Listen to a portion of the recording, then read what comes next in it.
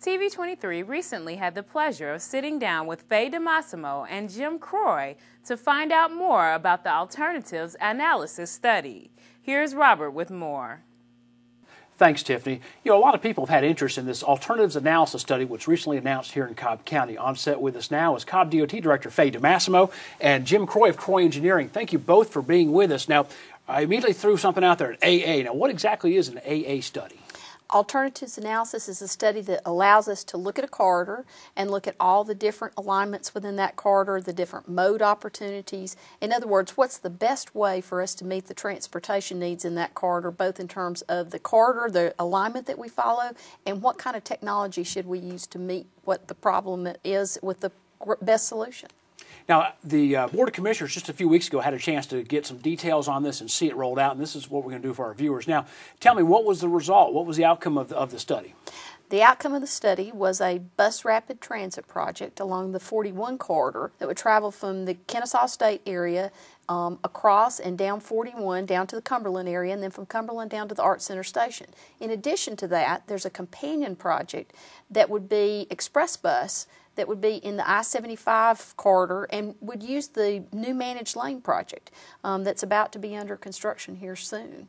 And we'll take those managed lanes all the way down, and then the HOV lane system all the way down again into the Art Center Station. Now, Jim, your firm, I think, led a team of professionals that took a look at this. What led to this outcome, and how does that work in Cobb County, into the future? Well, the team was made up of professionals in a lot of different disciplines. Not only the civil engineers, which my firm is, but we had people involved in the environmental side, the modeling of which is future projections of ridership and use, the civil side as far as costing, land use experts, economic and experts. All that went into how, as well as some surveying folks that did some surveys of public opinions during the process. So all those different disciplines come in to look at how we can meet certain objectives. And as the director said, some of the objectives we thought we met was providing quick peak hour service. In other words, that's service for people who want to travel primarily from point A to point B during the work hours of the morning work trip in the morning and the evening work trip in the PM. And we met that objective with the express service on I-75. As the other companion project on US 41 meets other objectives. It gets the trip-to-trip service between the activity centers. It meets the reverse commute. There is a sizable ridership that comes from Atlanta into Cobb County every day, primarily to work, as a work trip. It meets that demand, which Express necessarily doesn't meet because Express is a one-way service, primarily south in the morning, north in the evening. So the reverse commutes can met, and then that connectivity up and down the corridor. We have some major activity centers. If you got just the universities along the line is Kennesaw State University, Southern Polytech, Life College, and then you get on in and connect into Georgia State, Georgia Tech, Savannah College of Art and Design. All those are within this study corridor. So a big opportunity to come together and look at how we can serve those objectives of providing ridership in a way that people will actually use, because the best service is one that people actually will use. Absolutely. Now, Faye, BRT, Bus Rapid Transit, what does that look like? I've never seen the vehicle. How does that work? How does it interface with the passengers? Where do they get on? Sure. A bus rapid transit vehicle is still a bus. It's still a rubber-tired vehicle, but it's much larger, so it has a larger capacity, and oftentimes it's an articulated vehicle. That is, it looks like it's got a center section that actually enables it to make turns and so forth in a very flexible for us Georgia way. grads. Okay, absolutely. Gotcha. Okay. And then the other thing that's very unique about it is very similar to a train. You know, when you get on a bus now, one of our Cobb Community Transit buses, you step up into the bus. With the BRT buses, often the platforms are level with the bus entryway, so that you are stepping right onto it just like you would step onto a train or the monorail, a monorail type system like you would see at Disney. Right. Because, I'll see buses occasionally now that when they stop, the bus will actually lower itself down. And I assume that makes it, one, easier for the general passenger, but also for maybe those with disabilities Absolutely. as well. Now, what are the advantages of having, are you going to have like stations up and down Cobb Parkway? Is that how that would work? We are in the Cobb Parkway corridor. There's about 20 stations planned. And again, as Jim mentioned earlier, these are all planned around the activity centers, places where people are trying to go to and from along that corridor. So some of the stations will be very simple stations, almost platforms and not much more.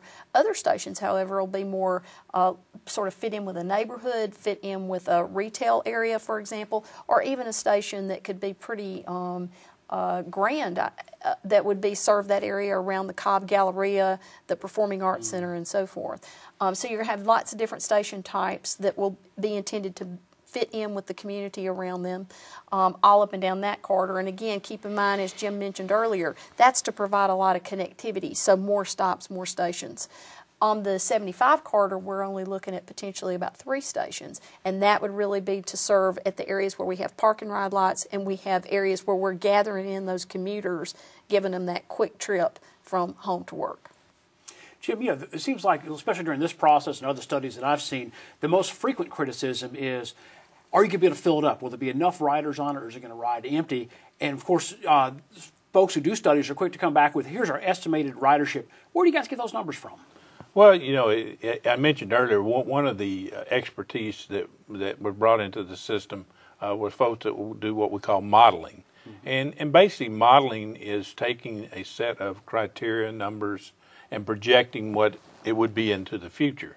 And then you can take those models over time and look at your results and see how accurate your predictions are over time. And they've been able to do that with these. So you take general data for the region. You know where people live. You know where people work. You know some of the economic development trends within certain areas that will be job producers or residential producers. So all that data goes into the consideration of the model.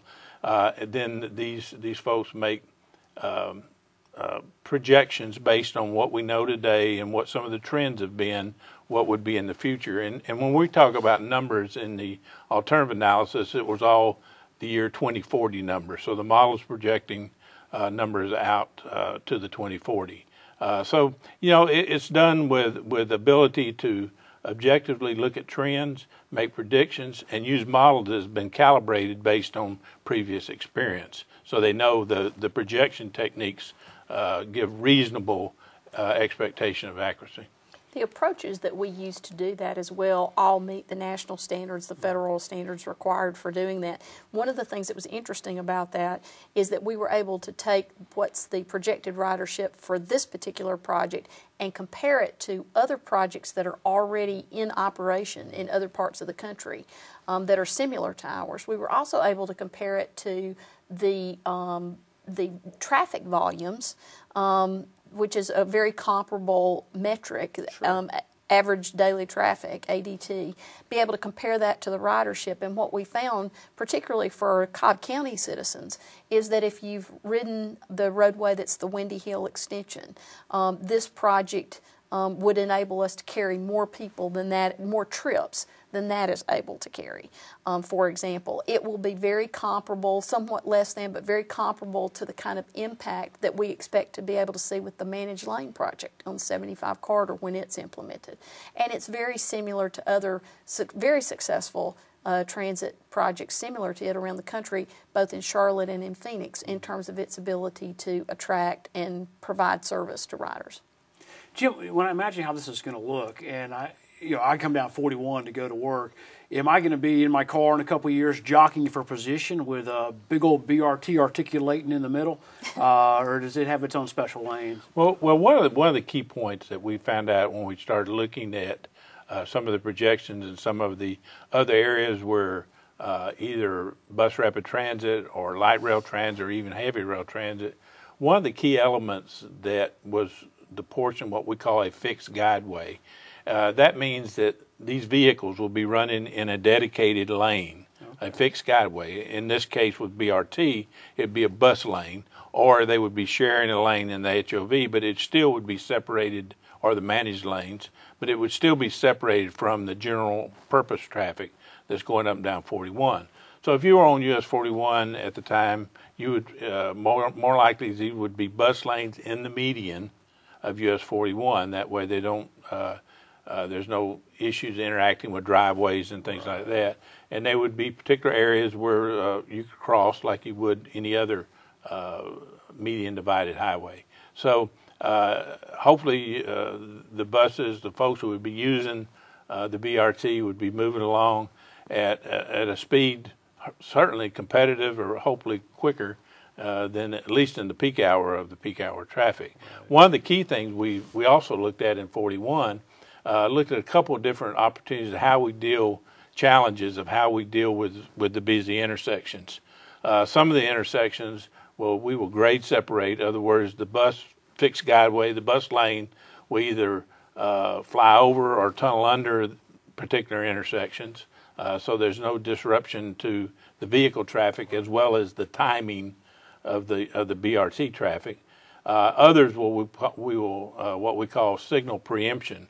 In other words, as the BRT vehicle approaches a particular intersection, the signal would recognize that BRT bus is coming, and the timing would change to allow the bus to travel basically straight through. Which would also benefit the traffic running in the general purpose lanes too, because they're running right beside it. So, right. But some of the busier intersection we would grade separate. I think depending on what the final alignment is, we're looking at 10 to 12 of the major intersections on US 41 to be grade separated. The others will be signal preempted, and even areas where you have median breaks. Where people would need to cross at certain areas, non-signalized, those would also have some type of signal system so that somebody wanting to cross the bus fixed guideway would know a signal that a bus is either coming or not coming. Absolutely. And so all that's done in a very safe and signalized manner. Gotcha. So Faye, how quick are we going to see these buses on 41 and 75? When do we get there? How do we get there? Well, one of the things that we're doing, next steps, is any time that you may be seeking federal funding at some point in the future, you have to go through an environmental assessment or an environmental documentation process. We were fortunate that we already have the funding in place for that. That process has already begun, take about 18 months or so. So in about 1.5 to 2 years, when that is complete, the Board of Commissioners will have the opportunity to view all of this information, evaluate all this information. There will be a very robust public outreach process that will be occurring all during that period of time, and then make a decision about whether they'd like to proceed forward with seeking federal funds to implement the project. Now, this environmental study, is that where they look for the red wing hogger dodger, trying to, these are kind of the issues they're working on as well? It is, but actually in this particular corridor, in either of these particular corridors, 75 or 41, you don't see too many of the bugs and bunnies type of stuff. What you do see are things about air, noise, other kind of human impacts and so forth, impacts to businesses and those kinds of things.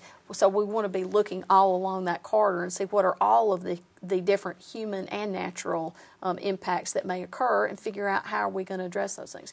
One of the things that we were able to address early on is, of course, any of these projects, any of the alignments that we looked at involved a crossing of the Chattahoochee. There's probably not a more sensitive resource anywhere in the region.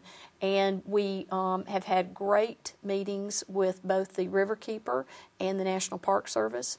And by looking at using the existing bridge, the existing 75 bridge, we believe that, again, we've come up with a way to be able to, again, focus on using that existing infrastructure, so we're being both as cost effective, but also very prudent with all of the resources that the taxpayer dollars have already gone to put out there. How can we get every bit of capacity out of those in order to give people a better travel experience? Excellent. And if somebody wants to keep up with your progress, I assume it's the Cobb DOT website. Anything else? Absolutely. That's all. Okay, good. Well, thank you all for being with us. I hope to have you back maybe when we get closer to getting this environmental wrapped up, and we update our viewers and let them know what's happening as well. Very good. Thank you. Thank you, Robert. Back to you, Tiffany.